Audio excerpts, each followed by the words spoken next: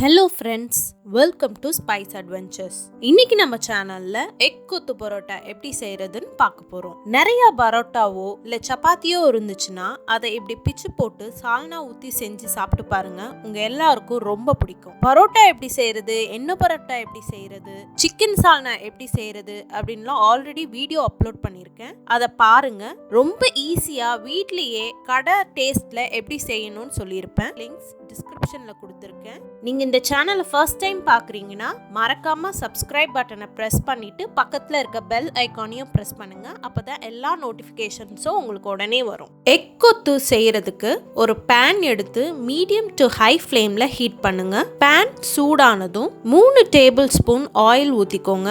ஒரு கொத்து கருவேப்பிலை, 3 பச்சை மிளகாய் சின்ன சின்னதாக வெட்டினது, 2 வெங்காயம் சின்ன சின்னதாக வெட்டினதை எடுத்து வச்சிருக்கேன். எண்ணெய் சூடானதும் அது எல்லாத்தையும் சேர்த்து நல்லா வதக்கிக்கோங்க.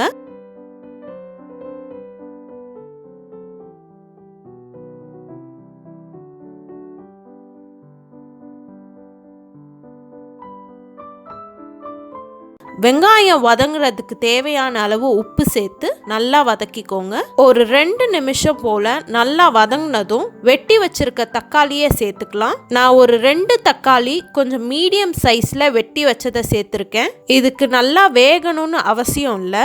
ரொம்ப ஸ்பீடா வெறும் 10 நிமிஷத்துல இதை செஞ்சு முடிச்சிடலாம்.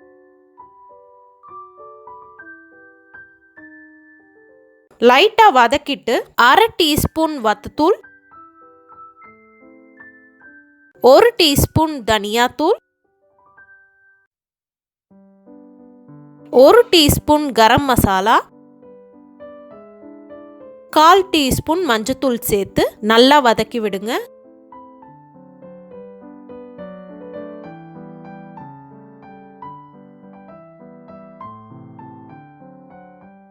ஒரு 5 நிமிஷம் வதங்கட்டும்.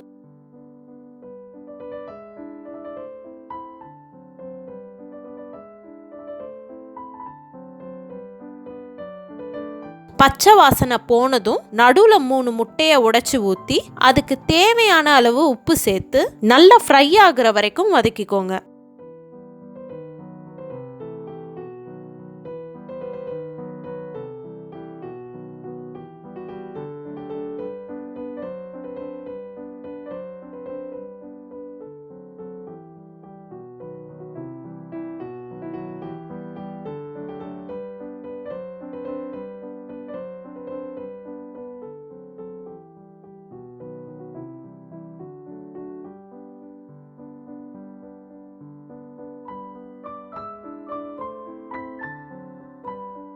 நல்லா ஃப்ரை ஆனதும் பிச்சு போட்ட பரோட்டா சேர்த்து நல்லா ஃப்ரை ஆகட்டும். இப்போ நம்ம 2 மீடியம் சைஸ் பரோட்டாவை எடுத்து நான் பிச்சு போட்டு வச்சிருக்கேன். அதை சேர்த்து நல்லா கிளறி விட்டு ஒரு 2 நிமிஷம் வதக்குங்க.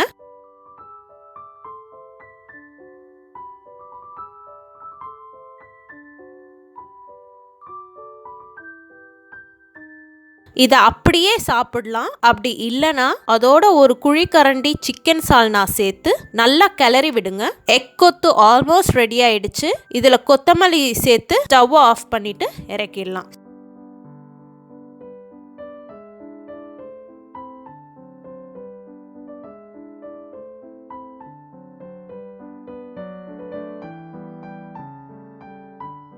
சுட சுட எக் கொத்து ரெடி ஆயிடுச்சு. வெளியில வாங்கி சாப்பிட்டா எப்படி இருக்குமோ அதே டேஸ்ட்ல வீட்லயே செஞ்சு சாப்பிடலாம். கண்டிப்பா ட்ரை பண்ணிட்டு எப்படி இருந்துச்சுன்னு கமெண்ட்ஸ்ல சொல்லுங்க. பிடிச்சிருந்துச்சுன்னா லைக் பண்ணுங்க, ஷேர் பண்ணுங்க. மறக்காம கீழே இருக்கிற சப்ஸ்கிரைப் பட்டனை பிரஸ் பண்ணி சப்ஸ்கிரைப் பண்ணுங்க.